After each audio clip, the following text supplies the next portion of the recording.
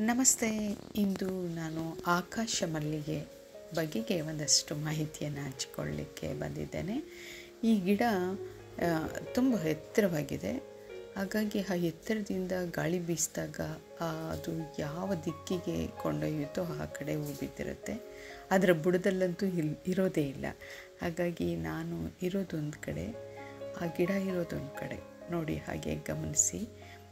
ಆ ಹೂಗಳನ್ನು ನಾನು ಅದರ ಬುಡದಲ್ಲಿ ಹುಡುಕಿದೆ, ಆ ಹೂಗಳು ಸಿಗಲಿಲ್ಲ. ಮತ್ತೊಂದು ರೋಡಿನ ಆಸುಪಾಸಿನಲ್ಲಿ ಅದರ ಹೂಗಳು ಬಿದ್ದಿದ್ವು. ಅಂದರೆ ಅಷ್ಟು ಎತ್ತರ ಇದೆ ಮರ ಅಂತ ಅರ್ಥ. ಆಕಾಶ ಮಲ್ಲಿಗೆ ಎಂದು ಕರೆಯುವ ಈ ಹೂವು ಬಿಡುವುದು ಮರದಲ್ಲಿ. ಹಾಗಾಗಿ ಆ ಒಂದು ಇದನ್ನೆಲ್ಲ ನಿಮಗೆ ತೋರಿಸೋ ಪ್ರಯತ್ನ ಮಾಡಿದ್ದೇನೆ.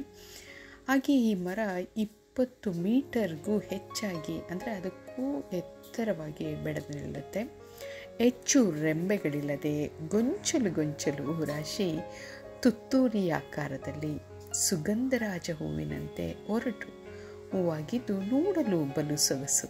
ಹಾಗೆಯೇ ಸುವಾಸನೆಯಂತೂ ಮಲ್ಲಿಗೆಯಷ್ಟೇ ಪರಿಮಳವಿದ್ದರೂ ದೇವರ ಮುಡಿಗೆ ಹೇರದೆ ನೈಸರ್ಗಿಕ ಕುಸುಮವಾಗಿ ಚಿಟ್ಟೆ ಜೇನುನೊಣಗಳಿಗೆ ಆಹಾರವಾಗಿ ಗಾಳಿ ಬೀಸಿದ ಕಡೆ ಆರಿ ನೆಲಕ್ಕುರುಳಿ ಪಾದಾಚಾರಿಗಳ ಸ್ಪರ್ಶಕ್ಕೆ ನಲುಗಿ ಹೋಗುವ ಪರಿಯನ್ನು ವರ್ಣಿಸೋದೇ ಚೆನ್ನ.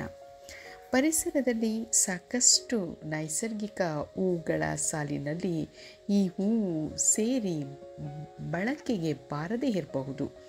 ಅದರಲ್ಲೂ ಒಂದಷ್ಟು ಜನರು ಈ ಹೂವನ್ನು, ಅಂದರೆ ಪುಷ್ಪ ಪ್ರೇಮಿಗಳು, ಈ ಹೂವನ್ನು ಹರಸಿ ಬಂದು ಅದನ್ನು ಅಲಂಕಾರಕ್ಕೆ, ದೇವರ ಮುಡಿಗೆ ಬಳಸ್ಕೊಳ್ಳೋದಿದೆ. ಅಂದರೆ ನಾನು ಸಾಕಷ್ಟು ಜನನ ಕೇಳಿದ್ದೀನಿ, ಈ ಹೂ ನಿಮಗೆ ಗೊತ್ತಾ ಅಂತ.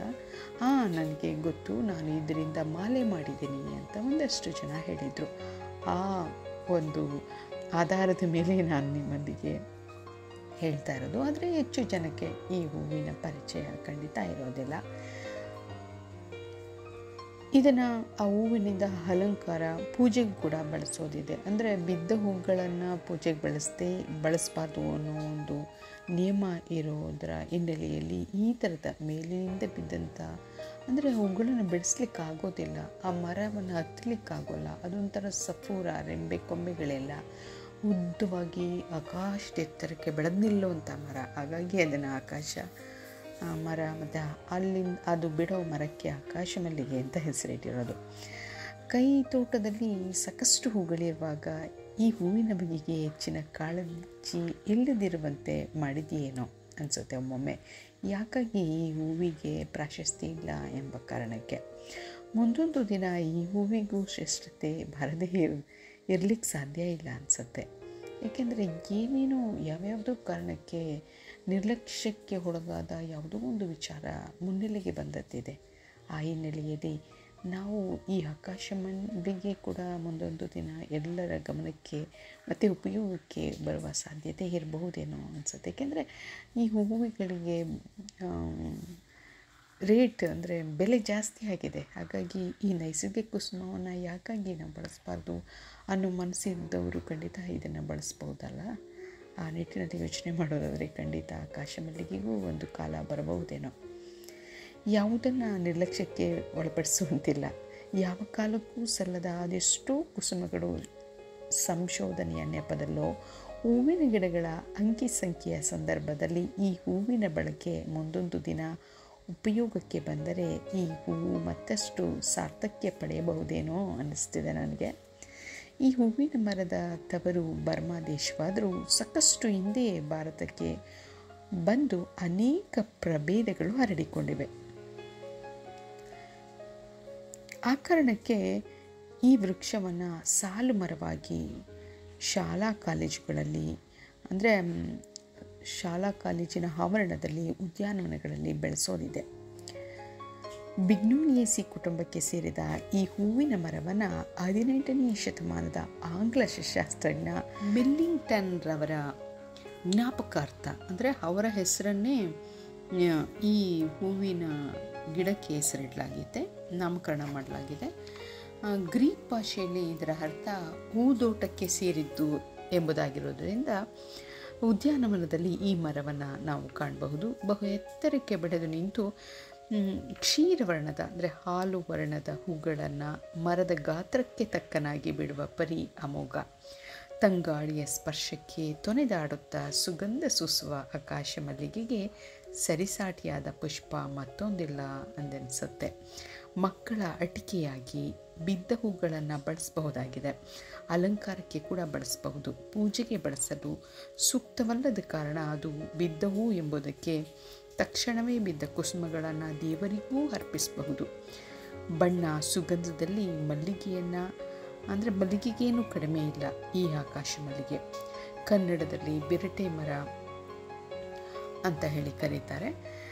ಇತರ ಭಾಷೆಗಳಲ್ಲಿ ಬೇರೆ ಬೇರೆ ಹೆಸರುಗಳಿಂದ ಅಂದರೆ ನಿಂಬು ಚಮೇಲಿ, ಮಿನಿ ಚುಂಬೇಲಿ, ಮರಮಲ್ಲಿ, ಆಕಾಶ ನಿಂಬು, ಮುಗಿಲ ಮಲ್ಲಿಗೆ ಮರ ಎಂಬುದಾಗಿ ಕರೀತಾರೆ.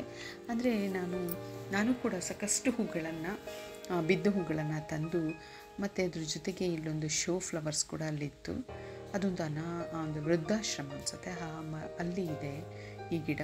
ಹಾಗಾಗಿ ನಾನು ಆ ಗಿಡವನ್ನು ಅದರಲ್ಲಿ ಯಾವಾಗಲೂ ಹೋಗ್ತಾ ಇರ್ತೀನಿ. ನನಗೆ ನಾನಿರೋ ವಾಸಸ್ಥಳಕ್ಕೂ ಅಲ್ಲಿಗೂ ಸ್ವಲ್ಪ ದೂರ ವಾಕ್ ಮಾಡ್ಕೊಂಡು ಹೋದರೆ ಹೋಗ್ಬೋದು.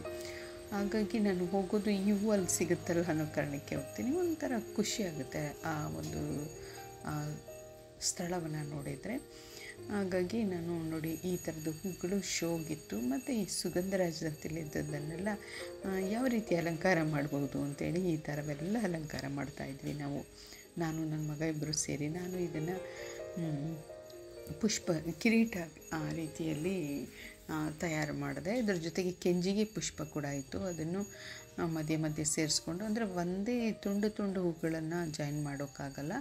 ಹಾಗಾಗಿ ನಾನು ಆಕಾಶ ಮಲ್ಲಿಗೆ ಮತ್ತು ಈ ಹೂವು ಇದು ಡೇಟು ಜಾಸ್ತಿ ಇದ್ದದ್ರಿಂದ ಮಧ್ಯೆ ಅದನ್ನು ಇಟ್ಟು ಅಲಂಕಾರ ಮಾಡಿ ಇಟ್ಟೆ. ಒಂದು 3-4 ಬಗೆಯಲ್ಲಿ ಅಲಂಕಾರ ಮಾಡಿ ಅದನ್ನು ನಾನು ಅಲಂಕಾರವಾಗಿ ಹೆಚ್ಚು ಒಂದಷ್ಟು, ಅಂದರೆ ಈಗ ನಾವು ಆ ಗಿಡದಲ್ಲಿ ಬಿದ್ದು ಒಣಗೋಗ್ತಾಯಿತ್ತು. ನಾನು ಅದನ್ನು ನೋಡಿ ಹೆಕ್ಕಿ ತಂದು ಅದನ್ನು ಸಾರ್ಥಕ್ಕೆ ಪಡಿಸ್ಬೇಕಲ್ವ. ನಾನು ತಂದಿದ್ದು ಎಲ್ಲೋ ಬಿದ್ದು ಹಾಳಾಗೋದಕ್ಕಿಂತ ಅದನ್ನು ನಾನು ಹೇಗೆ ಬಳಸ್ಕೊಂಡೆ ಅನ್ನೋದನ್ನು ನಿಮ್ಮೊಂದಿಗೆ ಹಂಚ್ಕೊಂಡಿದ್ದೇನೆ.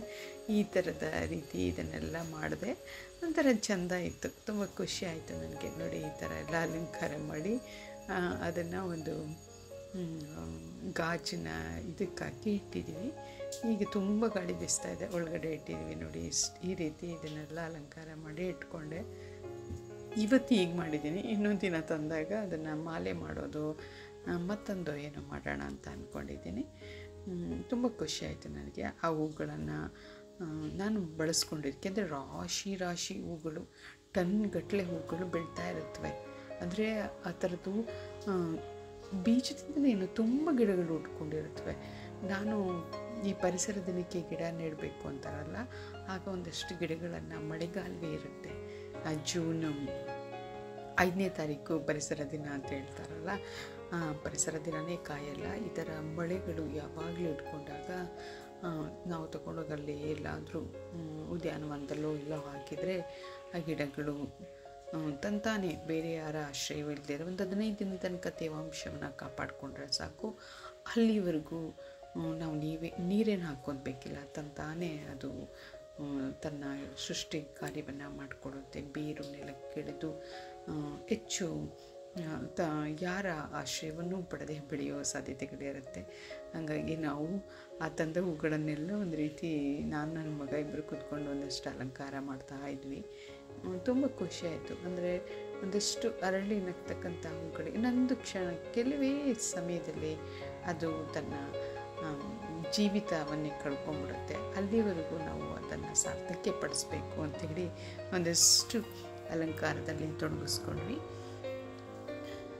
ಈ ಮರ ಈ ಗಟ್ಟಿಯಾದ ಕಾಂಡದ, ಅಂದರೆ ಬಿರಟೆ ಮರ ಅಂತಲೂ ಕೂಡ ಇದನ್ನು ಕರೀತಾರೆ. ಇದರ ಕಾಂಡದಿಂದ ಶೀಶೆಗಳು, ಅಂದರೆ ಹಿಂದೆ ಆಯುರ್ವೇದಿಕ್ ಮೆಡಿಸಿನ್ನು ಆಯಿಲ್ಗಳು ಮಾಡಬೇಕಾದ್ರೆ ಗಾಜಿನ ಸೀಸೆಗಳಿಗೆ ಮೇಲ್ಗಡೆ ಬಿರಟೆ ಹಾಕ್ತಾಯಿದ್ರು. ಆ ಬಿರಟೆಯನ್ನು ಇದರ ಕಾಂಡದಿಂದ ಮಾಡ್ತಾಯಿದ್ರಂತೆ. ಶೀಶೆಗಳಿಗೆ ಬಿರಟೆಯನ್ನು ಮಾಡ್ತಿರ್ತಾರಲ್ಲ ಅದನ್ನು. ಹಾಗಾಗಿ ಈ ಮರವನ್ನು ಆಂಗ್ಲರು, ಅಂದರೆ ಬ್ರಿಟಿಷರು, ಇಂಡಿಯನ್ ಕಾರ್ಕ್ ಟ್ರೀ ಅಂತ, ಬಿರಟೆ ಮರ ಅಂತ ಕನ್ನಡದಲ್ಲಿ ಕರೆಯೋದಿದೆ. ನಿತ್ಯ ಹಸಿರು ವರ್ಣವನ್ನು ಹೊಂದಿರುತ್ತೆ. ಇದು ಬೇರೆ ಮರಗಳ ಥರ ಅಲ್ಲ. ಕೆಲವು ನಗರಗಳಲ್ಲಿ ಆಕಾಶ ಮಲ್ಲಿಗೆಯ ರಸ್ತೆಗಳಿರೋದ್ರಿಂದ ಅದೇ ಹೆಸರಿನಿಂದ ಕರೆಯೋದಿದೆ.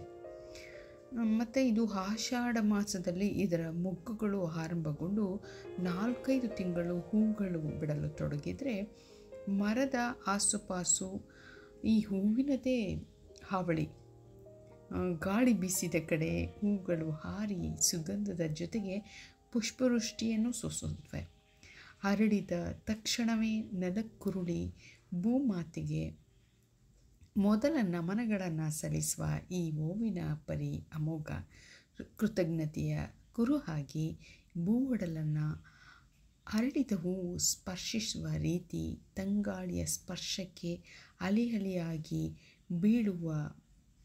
ಬೀಳುವ ಜೊತೆಗೆ ಗೊಬ್ಬರವಾಗಿ ಸಾರ್ಥಕ್ಯ ಪಡೆಯುವುದು. ಹಾಗಾಗಿ ಮಳೆಗಾಲವಾದ್ದರಿಂದ ಎಷ್ಟೋ ನಮ್ಮ ಗಮನಕ್ಕೆ ಬಾರದ ಎಷ್ಟೋ ಸಸ್ಯಗಳನ್ನು ಪರಿಚಯ ಮಾಡುವ ಒಂದು ವೇದಿಕೆಯಾಗಿ ಈ ನನ್ನ ಒಂದು ವಿಡಿಯೋಗಳು ಇರುತ್ತವೆ. ಆ ನಿಟ್ಟಿನಲ್ಲಿ ನೀವು ಇದನ್ನು ನೋಡಬಹುದು. ವಂದನೆಗಳು.